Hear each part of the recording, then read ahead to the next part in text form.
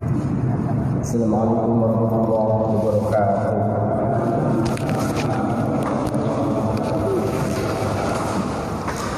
Allah yang salli wa sallim daiman abada ala habibika khairil khalqi kullihim.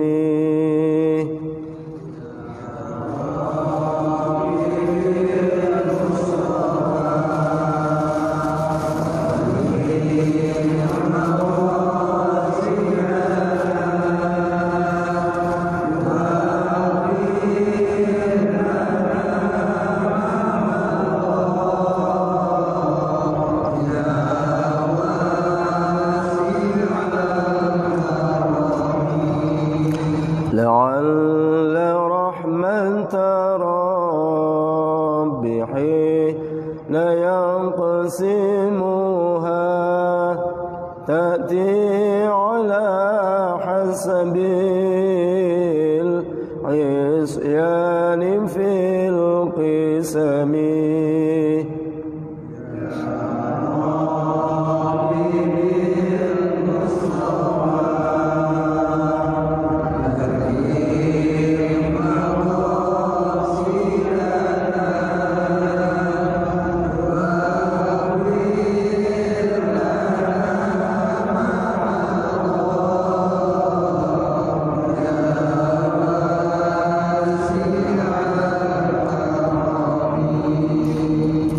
Alhamdulillahi Rabbil Alamin.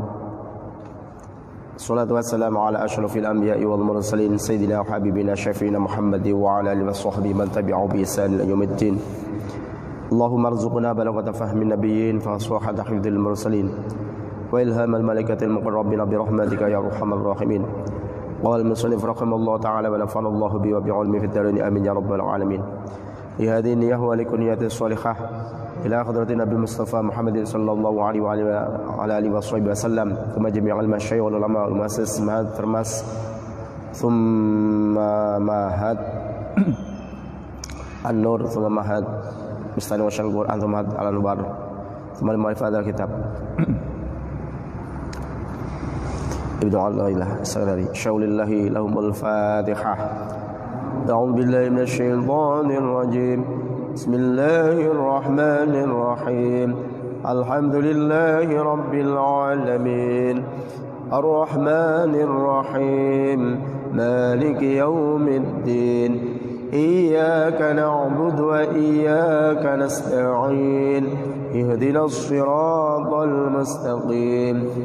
Siratal ladzina an'amta 'alaihim ghairil maghdubi 'alaihim waladdallin. Amin.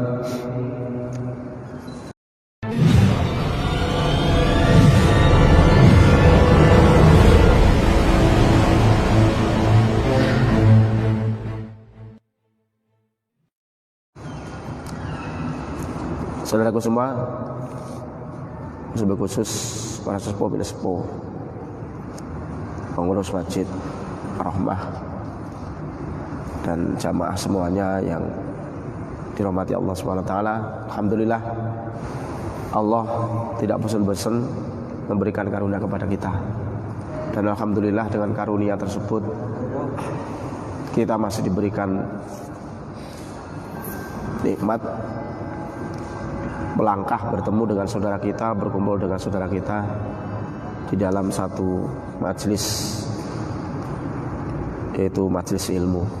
Termasuk nikmat yang lain dan banyak sekali tentunya yang bersifat zahir maupun sifat batin, yang nampak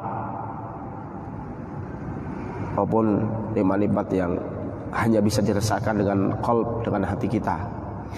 Dan malam hari ini seluruhnya, baik yang bersifat zahir,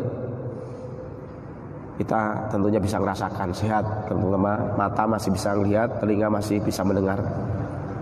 Juga yang bersifat batiniah, kita didudukkan di dalam majelis ilmu, tentunya majelis yang penuh dengan keberkahan, majelis-majelis yang selalu dicari oleh para orang-orang yang menginginkan takarrub kepada Allah Subhanahu wa taala, yaitu sebagaimana disampaikan oleh Imam Syafi'i bahwa sebaik-baik takarub, jalan mendekat kepada Allah setelah seseorang menjalankan fardu, sifat yang fardunya fardu yang kontinu, sholat, puasa, haji, bayar zakat.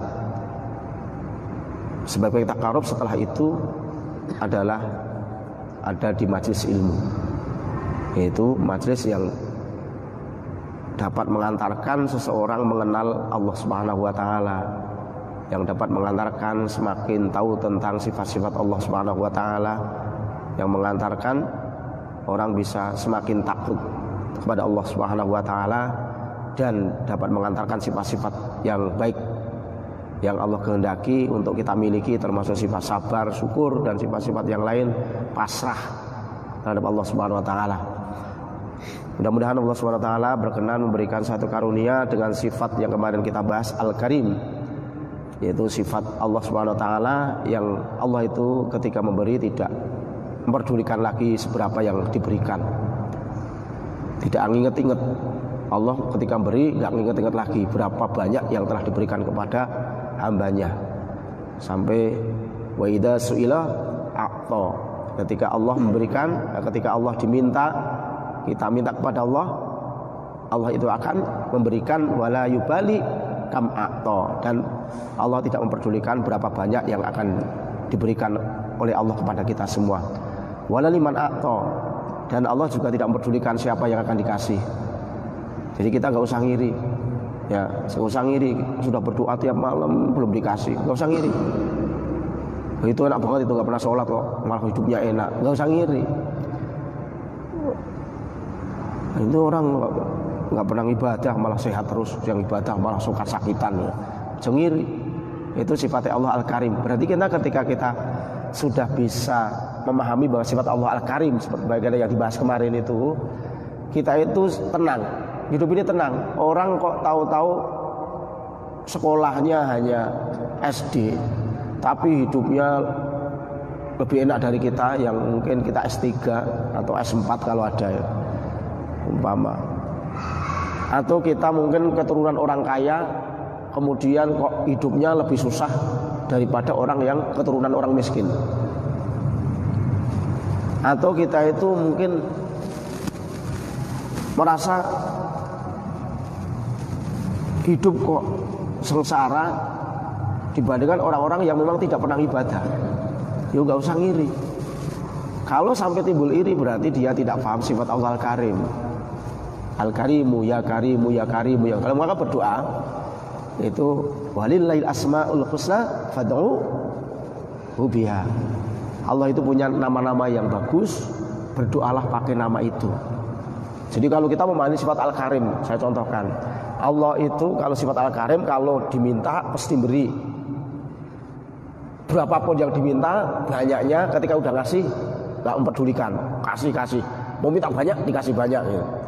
Dan kepada siapa saja Allah tidak akan melihat. Orang kafir minta dikasih, orang Kristen kasih, orang Yahudi kasih, orang pembenci dikasih, orang yang gak percaya kepada Allah itu dikasih kalau minta. Dikasih hidup, ya. Orang percaya itu rezeki dari Allah itu. Apalagi orang filsafat. Filsafat itu itu tetap dikasih juga. Jadi wala yubali kam atau wala liman atau kepada siapapun Allah berikan. Jadi kalau kita memang kita merasa kesulitan, kemudian kita sudah arti tahu, karena selama ini cuma tahu sifat Al-Karim, ya wes, Allah ya Karim, ya Allah ya Karim. Engkau itu zat yang memberi. Ketika engkau mendengarkan orang yang berdoa, engkau pasti ijabahkan, dan engkau tidak pernah mempedulikan siapa yang engkau kasih. Aku orang yang berdosa ini datang kepadamu, kasihlah sesuatu. Kalau engkau gak mempedulikan dengan sifat itu, saya ingin sesuatu dari sifat Al-Karim engkau.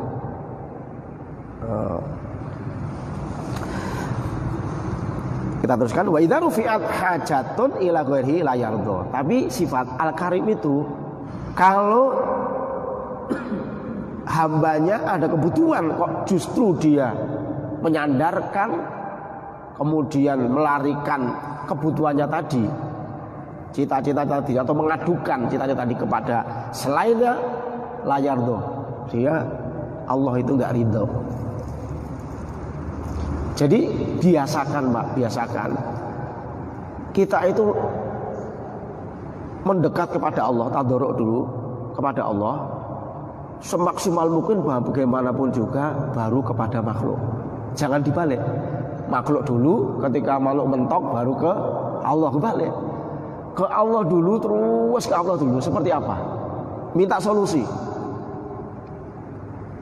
Mau utang, sholat hajat sih 12 rakaat lah gitu. Jangan pede, wah dia saudara teman saya mesti mau, dia biasa kok. Terus apapun yang Allah berikan kepada kita, jadikan itu untuk takarrub. Baik itu dalam keadaan kita kurang, baik dalam keadaan kita memiliki sesuatu yang besar, nikmat yang besar, dunia yang enak, semuanya gunakan untuk takarrub. Jangan sampai kebalik. Jadi wa idza rufi'at hajatun ila ghairi la yarda. Tapi kalau ada satu hajat tersebut disampaikan, diadukan kepada selainnya, maka Allah enggak ridho. Wa idza jufi'a afa. Tapi kalau Allah itu dibenci, kita benci, kita apa namanya ya? Wangkot itu di apa ya? Dikeselin. Kita buat kesel Allah. Sifatnya Al-Karim, itu ngafa, memaafkan. Maka ketika kita berdoa, ngakui salah dulu. Duh Gusti, saya ini dosanya banyak sekali. Saya nggak bisa ngitung saya merasakan dosa itu, saya itu nggak bisa memikul dosa-dosa saya. Tapi saya yakin engkau punya sifat Al-Karim, sifat yang tidak membedakan antara orang yang dosanya banyak, yang sedikit, tetap engkau beri nikmat. Maka sekarang saya berdoa kepada engkau dengan sifat Al-Karim yang engkau miliki, berikan saya biar dagangannya laris. Itu sifat Al-Karim. Karena udah tahu Al-Karim, berarti pakai Al-Karim.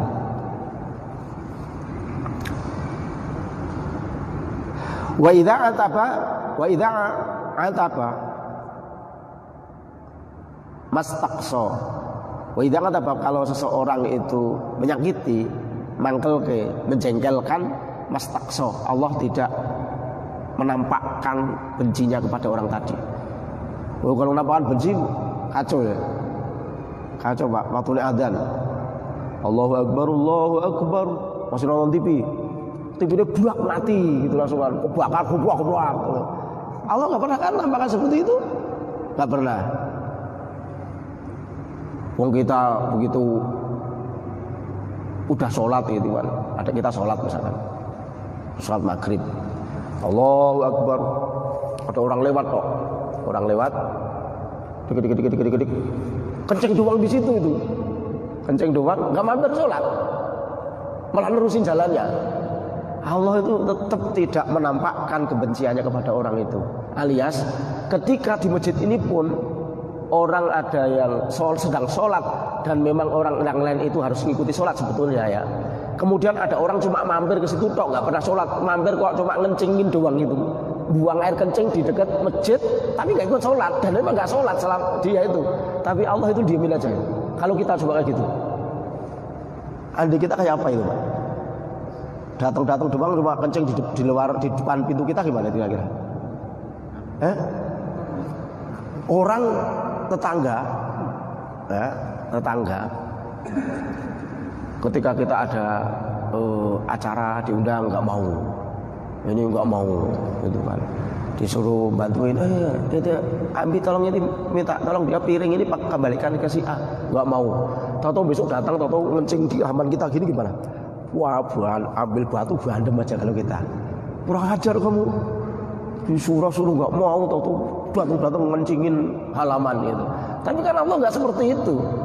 Walau orang nyatanya itu nggak pernah sholat, dikasih rezeki, adzan gitu, tukang ngocek tetap santai aja, adzan wes peduli amat. Orang di depan masjid ngantri, adzan masih ngobrol aja. Begitu sholat masih ngobrol, selesai sholat juga masih nungguin penumpang.